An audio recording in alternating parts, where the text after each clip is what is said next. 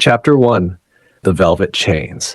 The world's most dangerous prison doesn't need bars or guards. It doesn't even need walls. It is soft. It is warm. It feels safe.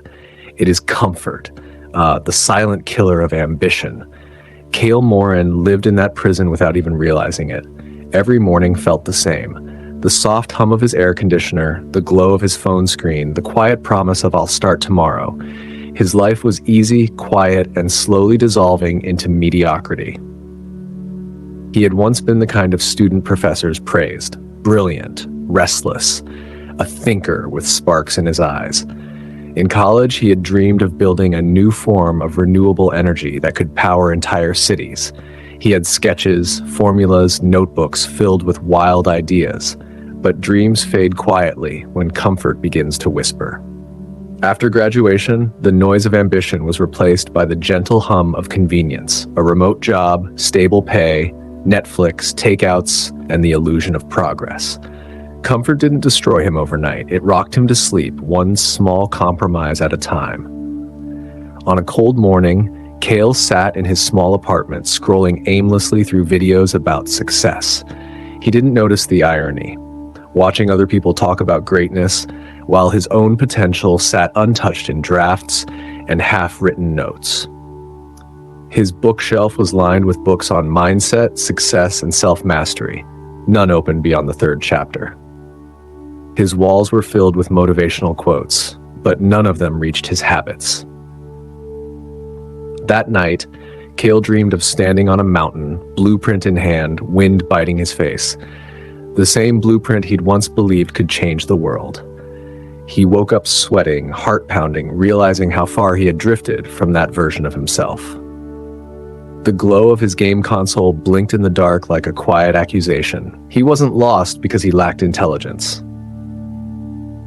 He was lost because comfort had stolen his hunger. The following afternoon, Cale went to a coffee shop, not to work, but to pretend to. His laptop screen glowed, yet his mind was somewhere else, scrolling through distractions. Around him, the air was filled with the soft clatter of keyboards and quiet ambition. But his own screen reflected a man who had forgotten how to struggle. It was then he noticed an old man at the corner table. Gray hair, sharp eyes, a small notebook filled with dense handwriting. Something about his stillness caught Cale's attention. He wasn't scrolling, he wasn't fidgeting, he was thinking, deeply, deliberately. When their eyes met, Cale looked away first. Later that night, Cale couldn't shake the image of that man, his calm, his focus, the quiet fire behind those eyes. It reminded him of who he used to be. Something restless began to stir inside him. For the first time in years, he didn't put on a show for himself. He simply sat in silence and faced what he had become. The apartment that once felt like a sanctuary now felt like a padded cell. Every comfort around him, the soft couch, the perfectly arranged desk, the endless entertainment, felt like chains wrapped in velvet. He realized comfort had not rewarded him. It had sedated him. It had made his ambition too comfortable to move. Cale turned on his laptop again, not to drown in distractions, but to search for meaning. He remembered the old man's notebook and typed random phrases into the search bar. Books on purpose, growth, struggle. That was when he stumbled upon a name, Dr. Orion Vale, a former behavioral scientist turned philosopher. One title caught his eye, The Edge of Growth, Why Pain is the Price of Greatness. He ordered it instantly. That night, Cale read until dawn. Every line felt like a mirror held up to his soul. The book spoke of how comfort kills resilience, how the brain rewires itself to avoid effort, how the pursuit of ease creates spiritual decay. For the first time, Cale felt his mind awaken, not with motivation, but with anger. Anger at himself for trading fire for softness. Outside, the city began to wake.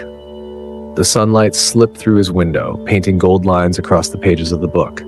Cale sat still, his heartbeat sinking with a truth he could no longer deny. The war between his potential and his comfort had begun, and though the world outside continued its endless rhythm of ease, Cale sensed something breaking inside him, the first crack in his velvet prison. the first spark of rebellion against the soft life that had stolen his greatness.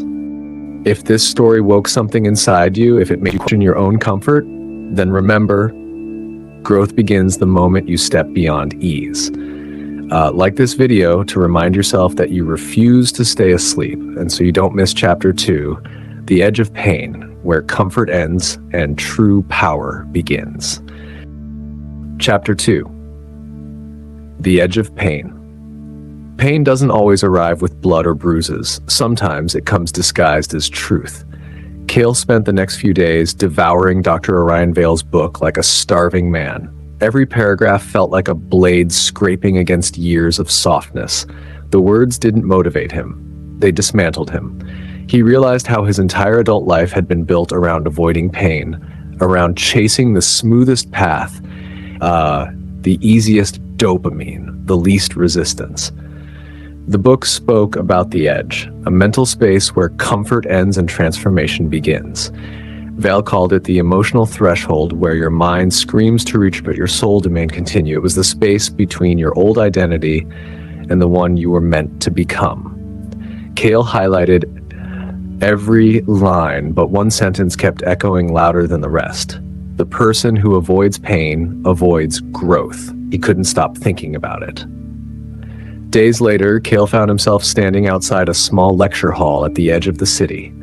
A handwritten poster on the glass door read, "Orion Vale, the Psychology of Discipline." His palms were sweating. For a reason he couldn't explain, he had come to meet the man whose words had cracked him open. Inside, the room was quiet. Only a few people sat scattered across rows of wooden seats. At the front stood Dr. Orion Vale, older than Cale had imagined, yet sharper, alive in a way that made the air itself feel heavier. His presence demanded silence. The lecture began simply. No slides, no screens, just words.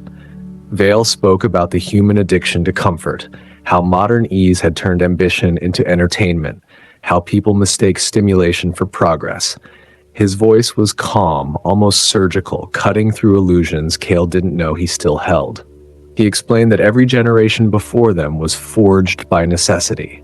They had to hunt, to build, to survive.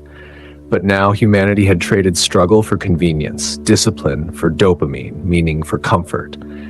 We have engineered out hardship, he said, and in doing so, we have engineered out greatness. Cale felt those words like electric shocks down his spine. Every example Vale gave mirrored his own life. The endless scrolling, the false starts, the fragile self-esteem propped up by easy distractions. He felt exposed, as if the man could see straight through his soul. After the lecture, Cale waited as the room emptied. His heart pounded. He approached Vale, unsure of what to say. The older man looked up from his notebook, recognizing him from the coffee shop days earlier. There was no surprise in his eyes, only quiet acknowledgement, as if he had expected Cale to come. They spoke for hours in the empty hall. Not about success, but struggle. Not about motivation, but resistance. Vale told him that his problem wasn't laziness, it was addiction to ease. He said modern minds had become allergic to discomfort, and that this allergy was the root of mediocrity. Then Vale offered him something unexpected, mentorship, but not the kind Cale imagined. He told him to meet him every morning at 5 at an abandoned warehouse turned personal training facility. There would be no motivation speeches, no shortcuts, no external rewards, just pain, structure, and silence. Cale hesitated. His old self whispered that this was too much, too early, too extreme. But another voice, faint but familiar, said, "Go." The first morning was brutal. The cold air cut through his lungs. The exercises were relentless. Heavy ropes, sandbags, long runs in the dim morning light. Vale said nothing as Cale stumbled and gasped, only watching, timing, writing notes. Every movement burned. Every thought begged to stop. When Cale collapsed against the wall, Vale finally spoke. He didn't ask if Cale was okay. He simply said, "This is your new comfort. Learn to live here." Something in Cale cracked open, not a physical muscle, but the muscle of the mind, the one he had neglected for years. Pain stopped feeling like punishment and began to feel like purification. Every drop of sweat washed away a piece of the old self that had worshipped comfort. By the end of that first week, Cale's body ached, but his spirit pulsed with something new: clarity. For the first time in years, he felt awake, not happy, not inspired. Awake. He began to see how every small comfort he had once loved, the soft bed, the endless entertainment, the empty dopamine, had been nothing more than poison served in gold cups. He realized that comfort was not the opposite of hardship. It was the enemy of potential. Dr. Vale never praised him. He didn't have to. His silence became the mirror that forced Cale to confront himself daily. Every time Cale thought of quitting, he remembered Vale's words. "We have engineered out hardship, and in doing so, we have engineered out greatness."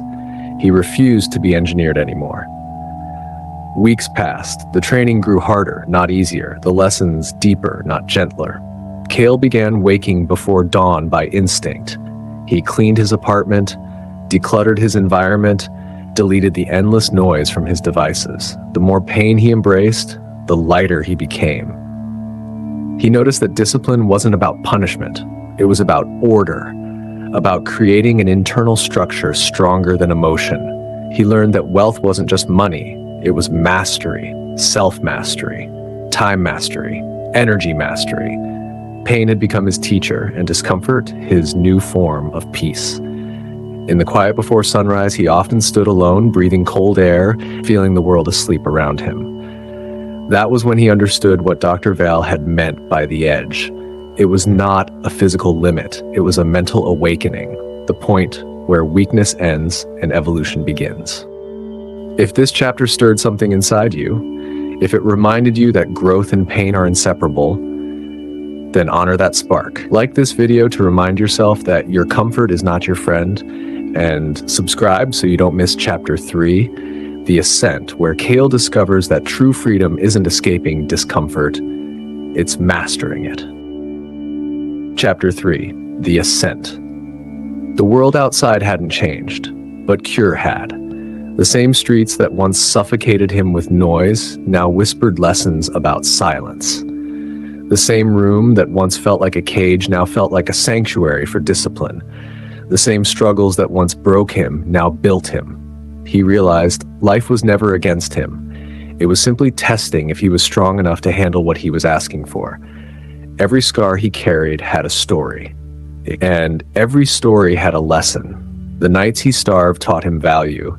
The mornings he failed taught him resilience. The isolation he hated taught him focus. Every piece of suffering had been a tool, shaping his character, sharpening his mind, and preparing his spirit. Cure began to rise early. He studied not to impress, but to understand. He worked not to escape poverty, but to escape weakness. He stopped chasing money and started chasing discipline. Because he had finally learned that money flows to those who can control themselves, not those who seek to control others. There was no dramatic turning point, no applause, no miracle. His transformation was quiet, consistent, and deliberate, like a seed growing beneath the soil, unseen but unstoppable. His pain had become the fuel that burned laziness into ashes. His failures had become the fire that forged wisdom. He no longer feared discomfort, he invited it. He no longer sought comfort, he questioned it. He no longer looked for an easy life, he built a meaningful one. One morning, as sunlight spilled through the window, Cure stood still, just breathing. For the first time, peace didn't feel like an escape, it felt like a reward. He had built it, earned it, lived it. He smiled faintly and thought, the prison was never outside. It was in my mind, and I was the one who held the key all along. The once broken man had become the architect of his own freedom. The final words appear, pain is the path, purpose is the prize, discipline is the bridge between both. If Cure's journey awakened something in you, don't let it fade. Like, subscribe and keep walking toward the life your comfort has kept you from.